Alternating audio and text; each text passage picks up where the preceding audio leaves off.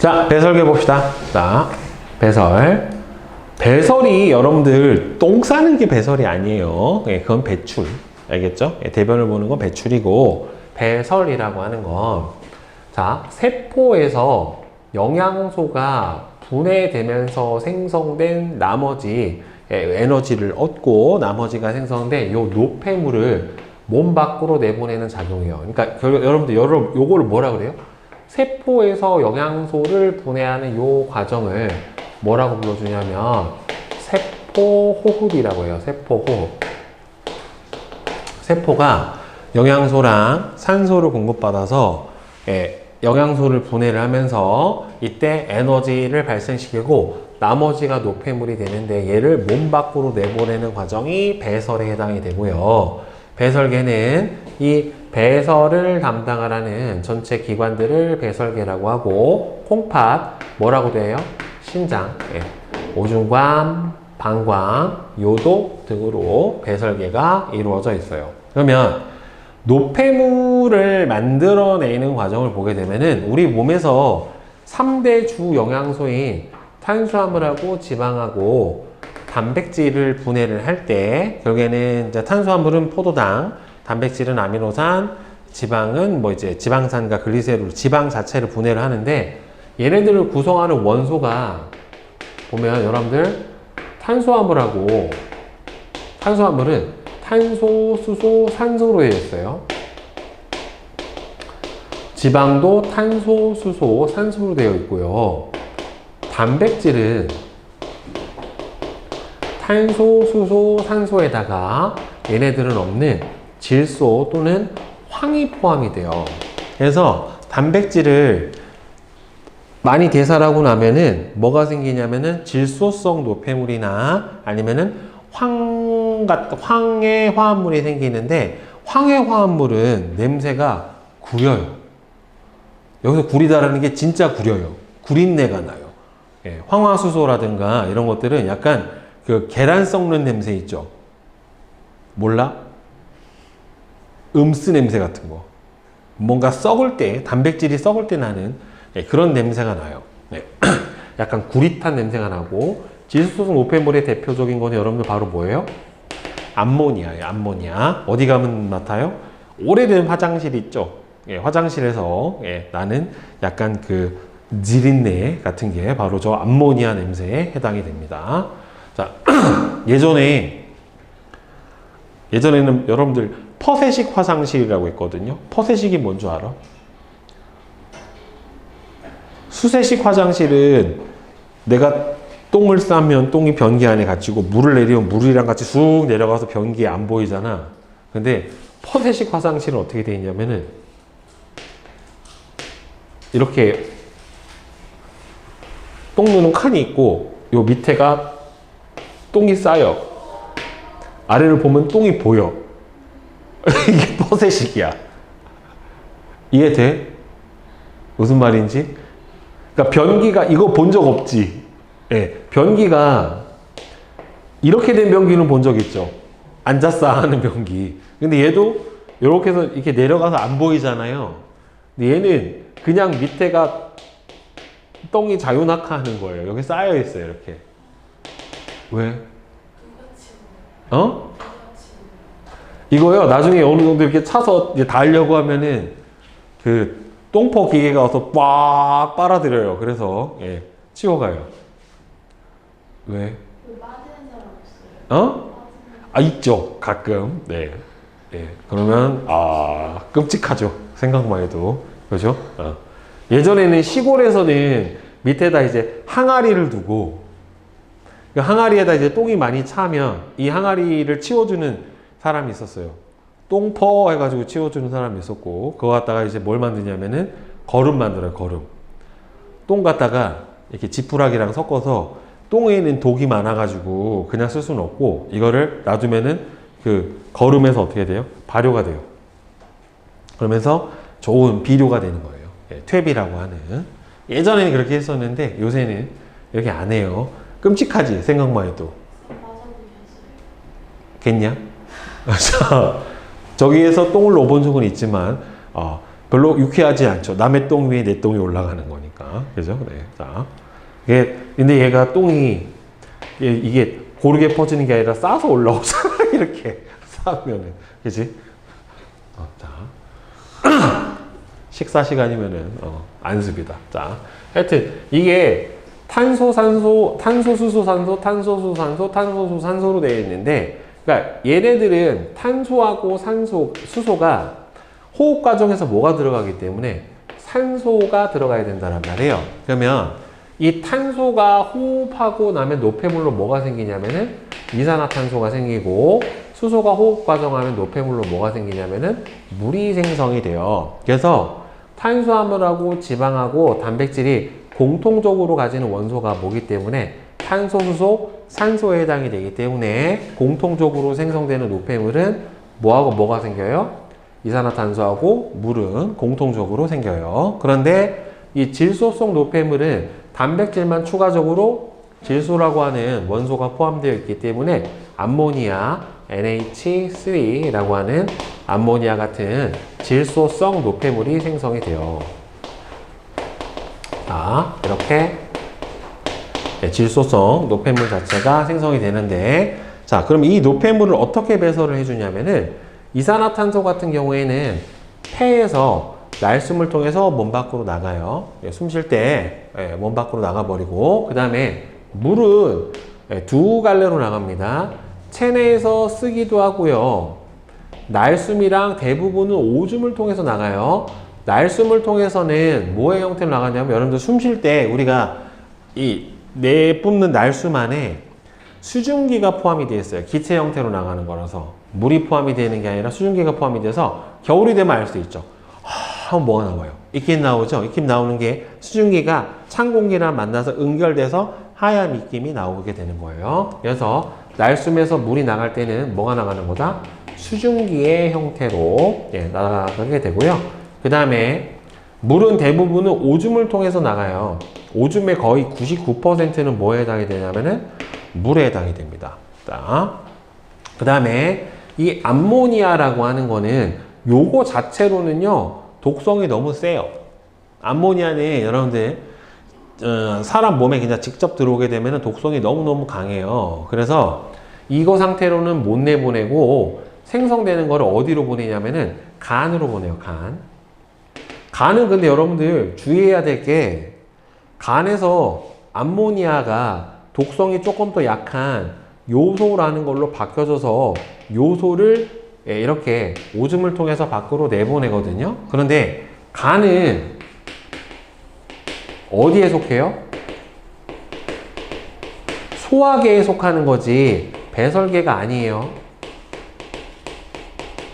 이거 잘못된 보기로 많이 나오는데, 간은 소화계에 해당이 되는 거지 배설계에 해당이 되는 게 아닙니다. 요소로만 전환시켜주는 역할을 해주게 되고, 이게 어차피 사람만 단백질을 먹는 게 아니잖아요. 다른 동물들도 단백질을 섭취를 하게 되는데, 이게 어류랑 그 다음에는 조류랑 포유류랑 얘네들이 이 질소성 노폐물을 배출하는 형태가 달라요. 어류 같은 경우에는 지천이 물이잖아. 그러니까 얘는 무슨 형태로 내보내요? 암모니아의 형태로 내보내요. 조류 같은 경우에는 독성이, 포유류는 지금 얘기했던 뭐의 형태로? 요소라고 하는 형태로 밖으로 내보내고요.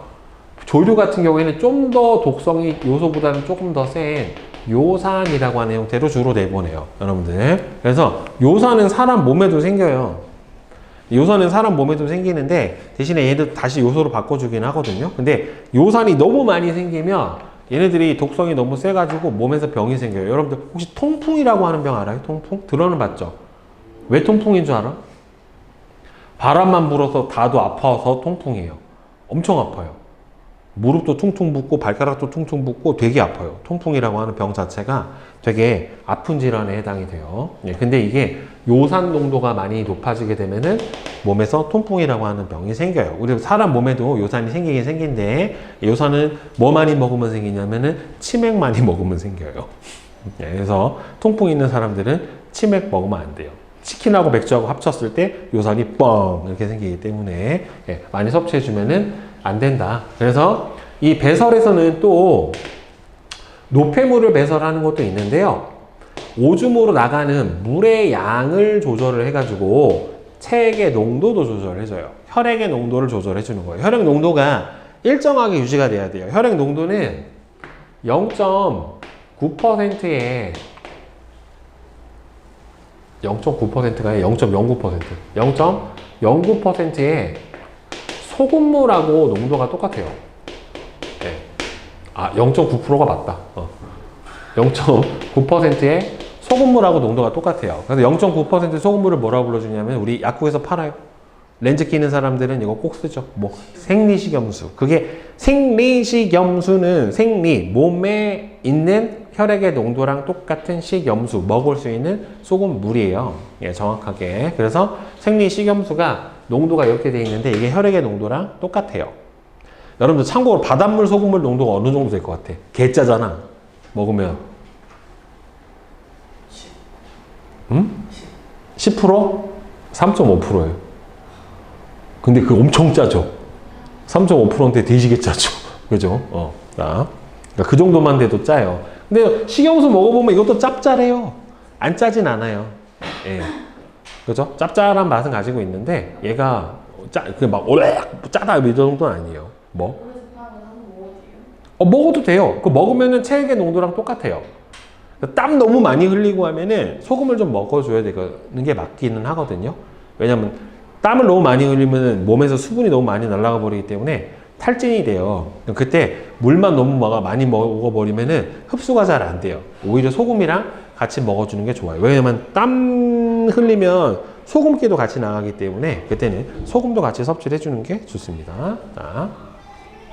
자, 이제 배설계 봅시다. 자, 배설계 구조. 자, 배설계에서 기본이 되는 거 가장 중요한 게 바로 뭐예요? 콩팥입니다. 콩팥. 그죠? 콩하고 팥처럼 생겨서 콩팥, 신장이라고도 얘기를 해주는데, 자, 신장의 기본 구조부터 보게 되면은, 신장, 콩팥은 바깥에 있는 뭐가 있냐면 겉질이라고 하는 부분이 있고, 이 안쪽에 있는 속질이라고 하는 부분이 있어요. 그래서 강낭콩 모양으로 자기 주먹보다 조금 작아요. 네, 그래서 자기 이 젖꼭지에서 한 뼘 정도 내리고 다시 그 상태에서 한 뼘 정도 뒤로 이렇게 가면은 손이 안 닿네. 여기쯤 있어요. 이렇게 양쪽 허리 요쯤에 이제 콩팥이 존재를 합니다. 자, 등 쪽 허리 부분에 척추 양쪽에 한 쌍이 있어요. 좌신장, 우신장 이렇게 두 개가 있고 제일 중요한 게 바로 하는 역할이 혈액 속에 노폐물을 걸러서 이 오줌을 만들어내는 기관이 바로 뭐다? 콩팥이에요. 자, 그래서 콩팥 이식, 신장 이식 수술 같은 경우에는 여러분들 어디서 하냐면은 진료과가 어딜 것 같아? 비뇨기과에서 합니다. 비뇨기라고 하는 게 다 저거예요. 오줌을 만들어내는 배설기관을 담당을 하는 과가 비뇨기과니까 거기서 담당을 해요.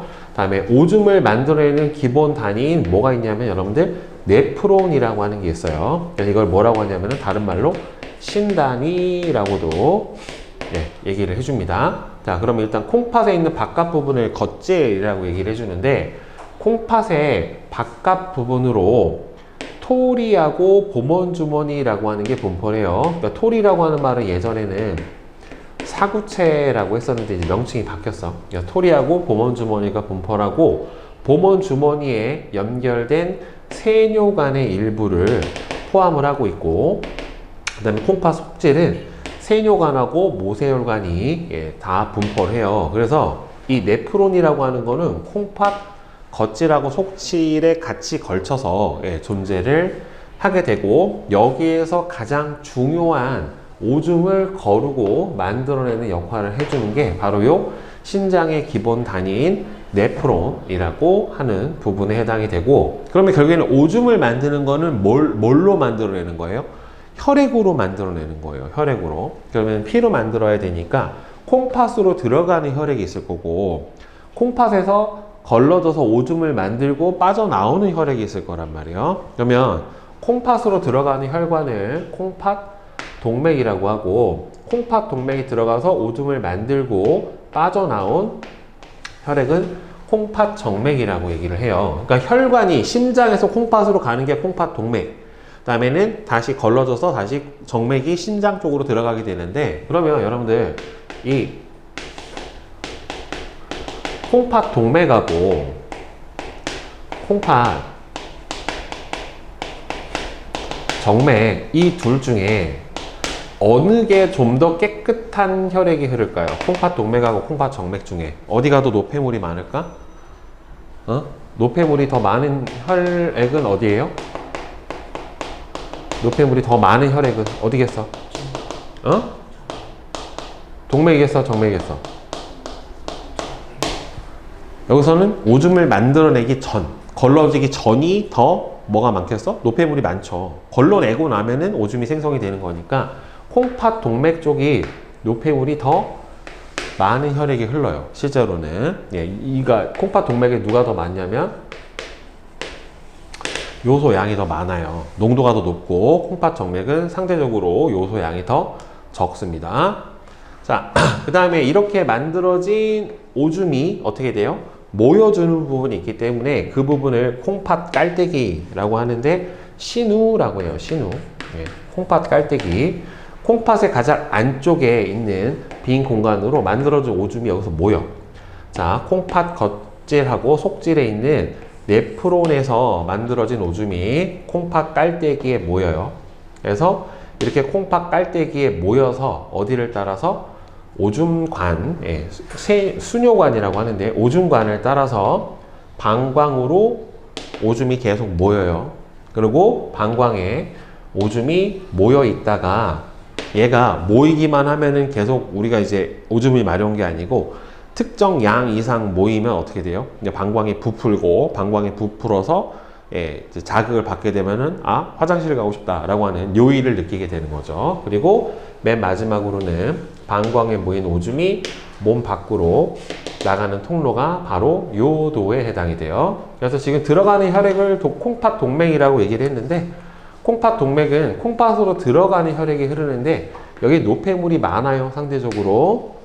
콩팥 정맥은 예, 콩팥 동맥에서 들어온 혈액이 여기서 여과가 돼서 오줌이 돼서 예, 오줌을 만들고 난 나머지 혈액이 예, 실제로 나가게 되는 거고 노폐물이 걸러진 혈액이 흐르기 때문에 실제로 둘 중에 요소의 농도가 어디가 더 높냐라고 물어보면은 콩팥 동맥이 바로 요소의 농도가 어떻다? 더 높다라고 얘기를 해줘야지 맞아요. 자, 그러면 네프론이 가장 중요해요. 실제로는 이 네프론이 가장 중요한데 보면은 오줌을 생성을 하는 기본 단위로 콩팥 단위, 신단위라고 얘기를 해준다. 콩팥 겉질하고 속질에 걸쳐서 같이 분포합니다. 자, 토리는 콩팥 동맥에서 빠져나온 모세혈관이, 그러니까 모세혈관은 어디서 빠져나온 거냐면은 여러분들 콩팥 동맥에서 빠져나온 거예요.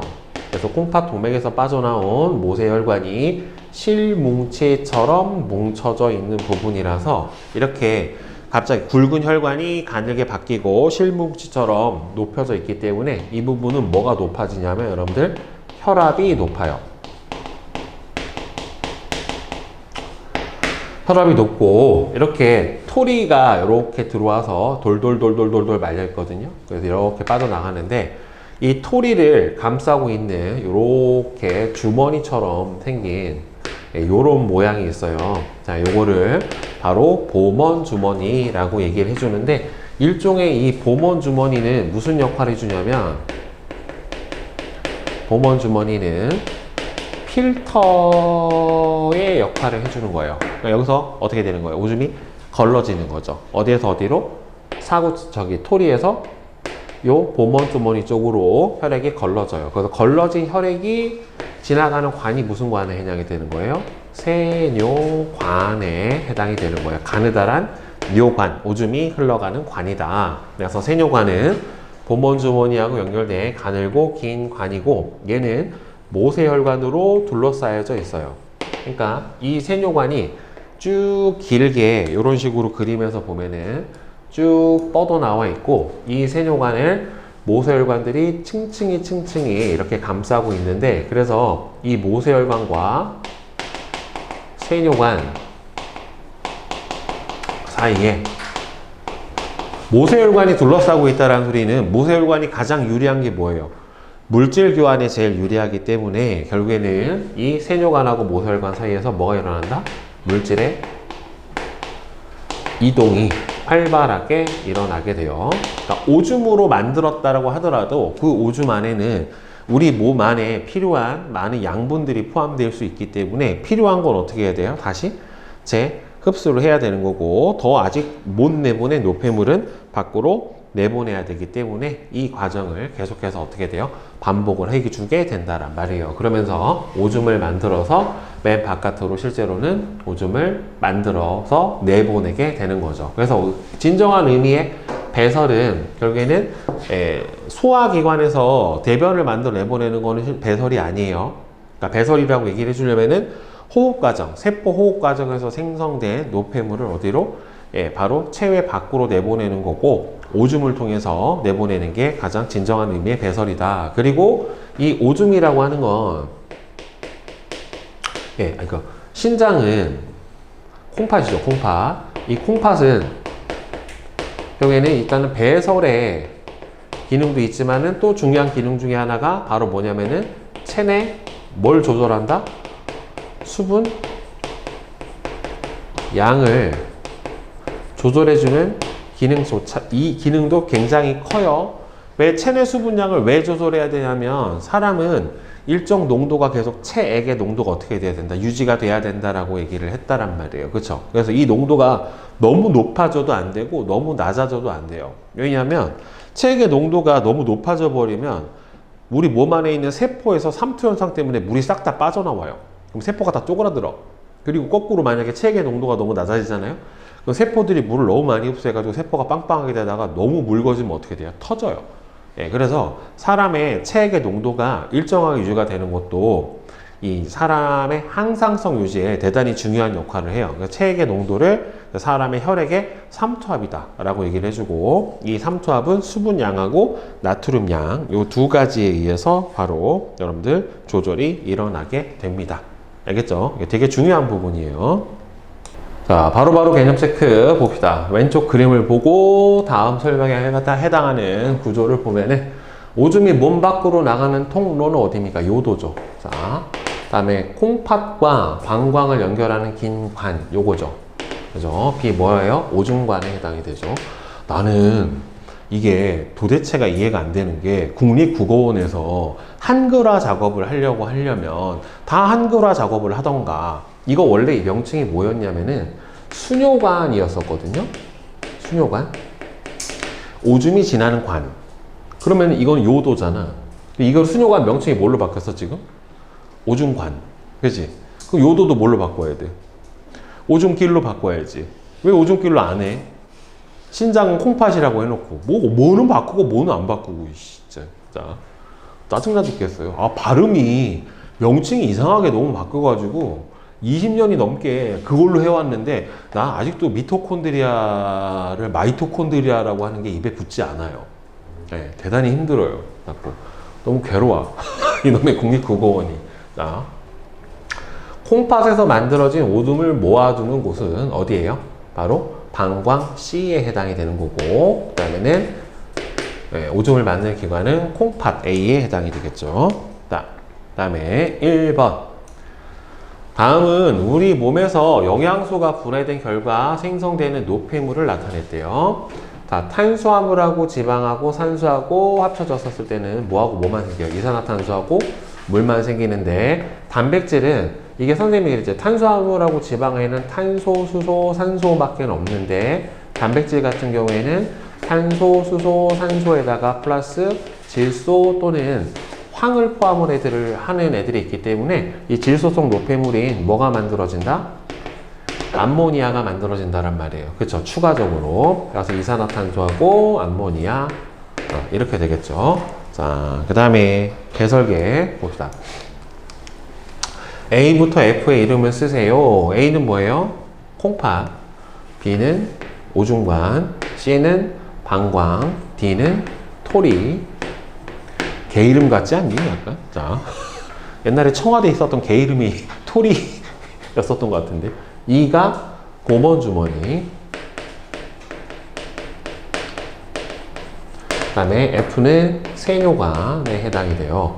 그래서 요거를 합쳐서 뭐라 불러준다? 토리, 고번 주머니, 세뇨관. 이거를 뭐라 불러준다? 여러분들 신, 단위 또는 다른 말로 네프론이라고 해요.